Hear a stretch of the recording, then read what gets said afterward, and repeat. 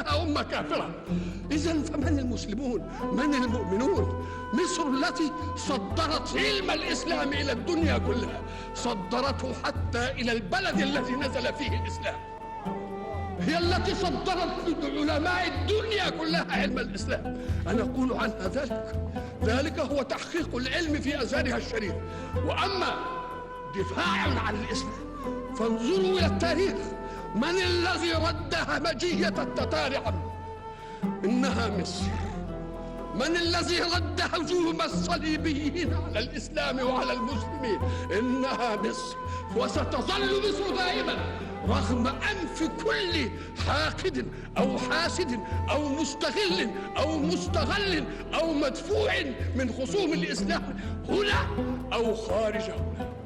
إنها مصر ستظل دائما.